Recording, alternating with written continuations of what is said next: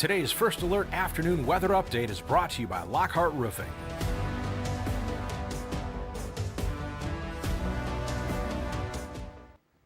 Good Tuesday afternoon, First Alert. Meteorologist Diane Phillips joining you today. There's been a lot happening in the First Alert forecast, so we're going to be updating you on the alerts. We're going to be talking about our First Alert weather day and where that's going to be placed at, and we're also just going to be checking in on where that storm is itself. Now, as we dive here into the forecast, you are going to find that we do have our fog tracker up here because we did have a dense fog advisory coming across the thumb for the afternoon. That has been lifted here early, so we have seen that our visibilities have improved greatly here. We're up to about 10 miles of visibility in Bad Axe. You can see that it's just kind of a little hazy into Saginaw, coming in towards Bay City as well, but overall we haven't really seen that dense fog advisory come into play for there. So again, all the fog alerts have been lifted here for the afternoon, so I just wanted to touch quickly on that because we were working through not only foggy conditions this morning, but some of those were lingering a little while longer into the thumb. Now here this afternoon, it's not as warm as what it was yesterday. Now some of us have picked up some ground here even this afternoon, but we are still going to find some locations are kind of falling behind. We're still at 29 right now in Port Hope. We have 30 degrees in Harbor Beach and 28 in Port Sanilac. So of course, right along the shoreline with the cold Lake Huron waters keeping us pretty chilly. We are at 34 and for Tawas. We have 45 into Standish, and we are reporting 37 now into Saginaw. We have 52 into Flint. We have 50 degrees into Lapeer.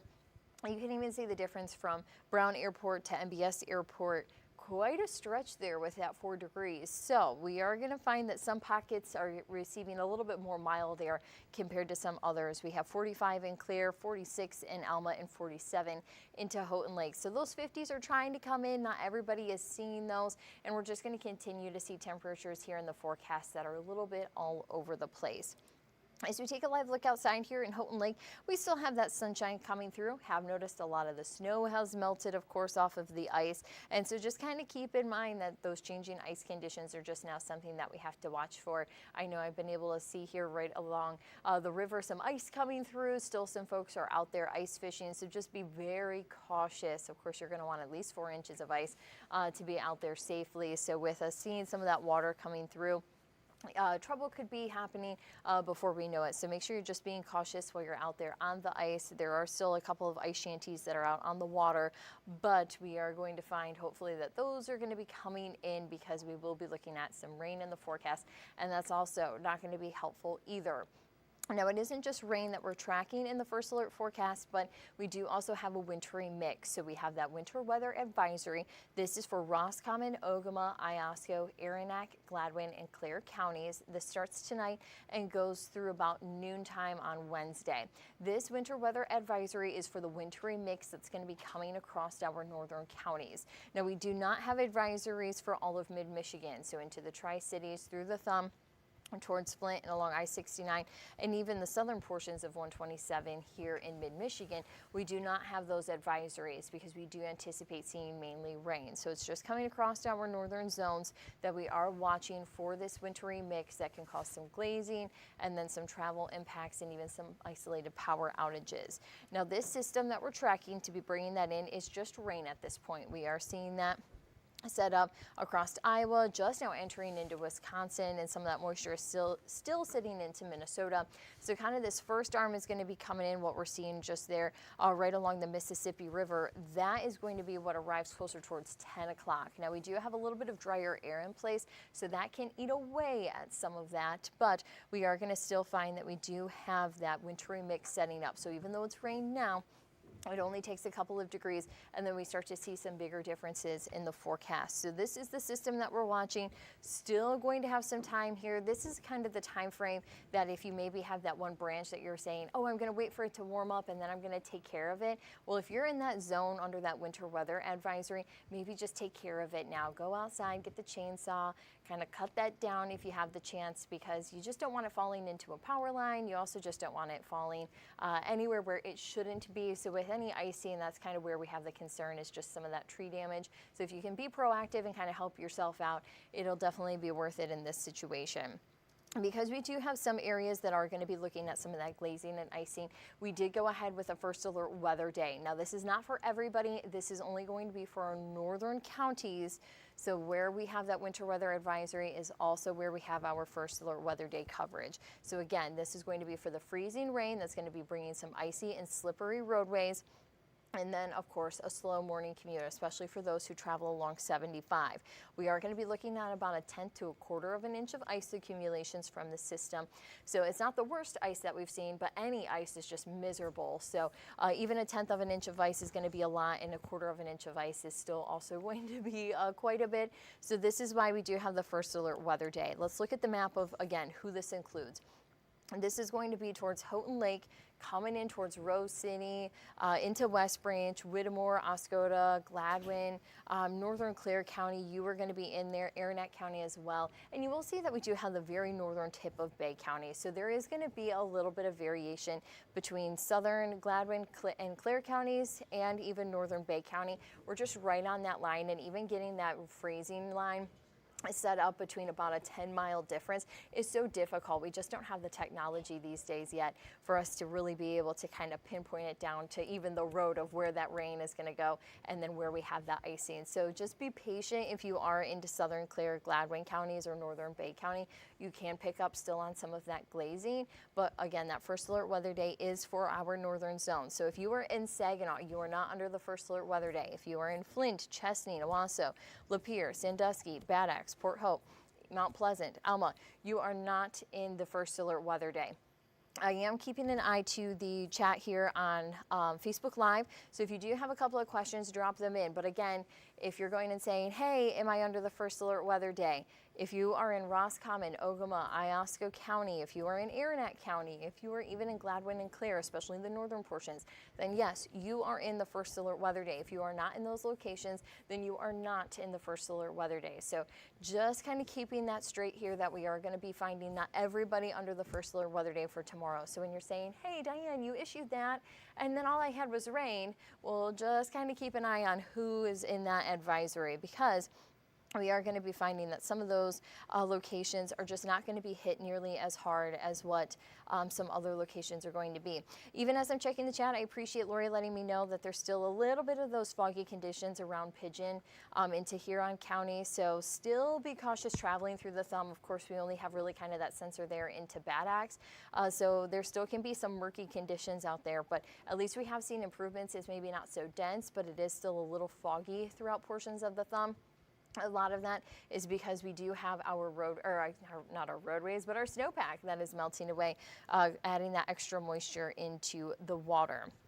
Now we are going to go and take a look at the hour-by-hour forecast. We'll also have a look at our icing map and even some of the rain totals that we can expect. So we are going to take a super quick break in about 1 minute, and we're going to break down the timing and also talk a little bit more on the amounts and what you can expect from the precipitation arriving tonight.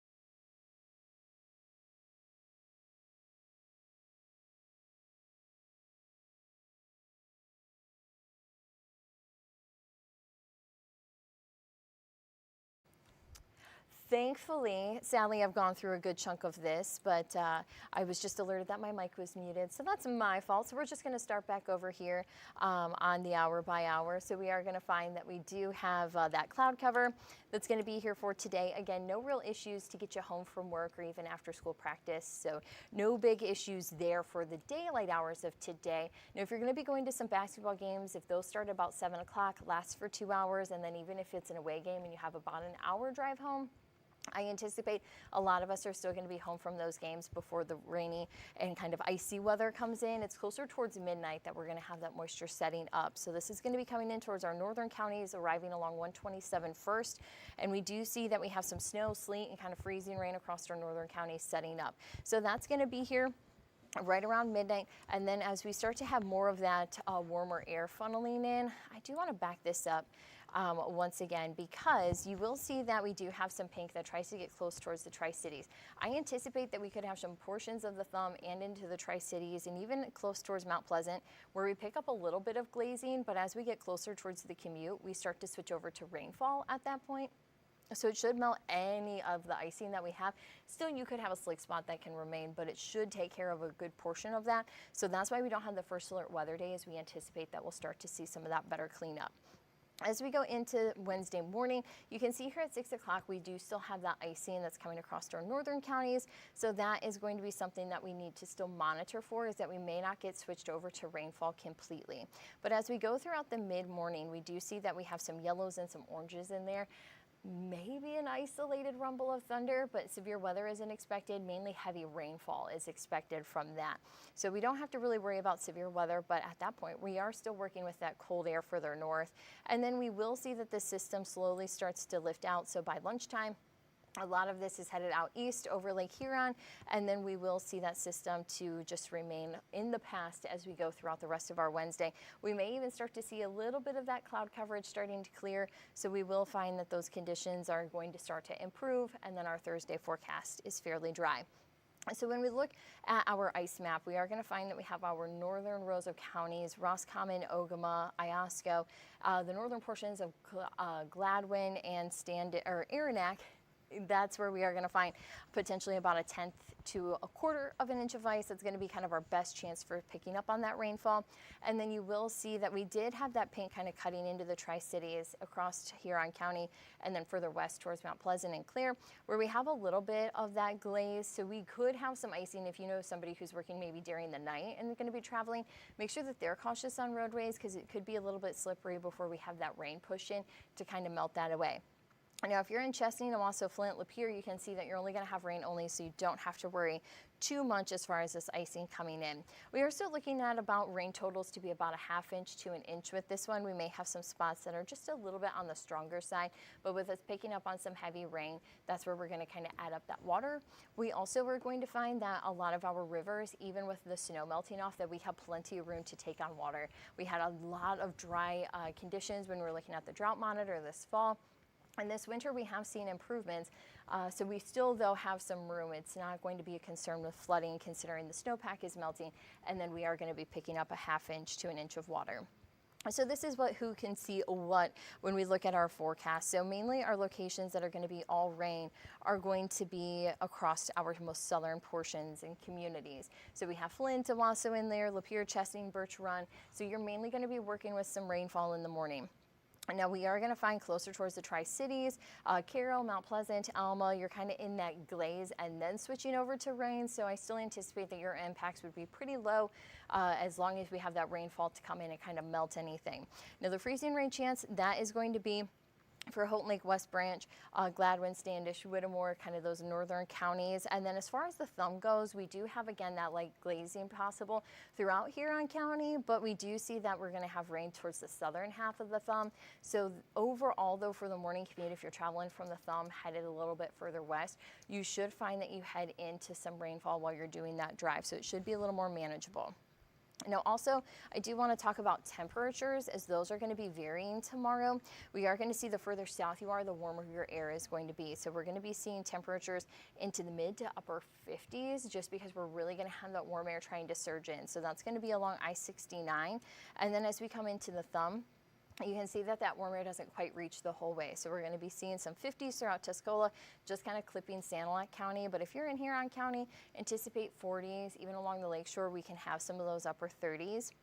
As we go into kind of the Tri-Cities and West, we have a better chance of seeing those upper 40s getting into the 50s, but even some of our more northern zones, you can see here we have those 40s. We have 41 in Harrison, 43 for Gladwin, but then we have 39 in St. Helen, and then we have Big Creek at 37.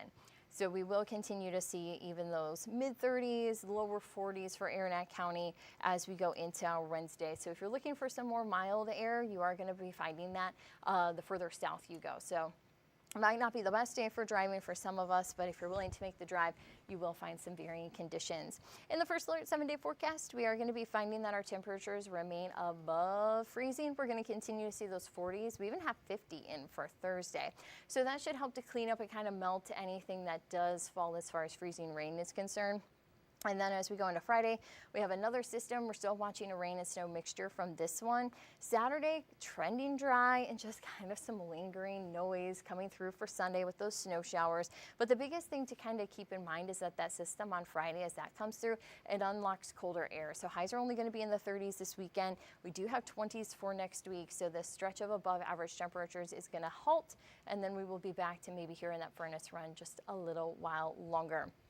Now we are going to go and have an updated forecast once again today at 4 o'clock on TV5, and then tonight Chris will also be live streaming here at the First Alert desk starting at 9 o'clock. So make sure you tune in so that you can see if there are any details that needed to be adjusted in the forecast. But thank you so much for joining me here this afternoon, and make sure you stay updated on the First Alert weather app that is free to download on the Google Play Store and the Apple App Store. We'll see you later and stay safe. Thank you for joining us. Today's stream has been brought to you by Lockhart Roofing.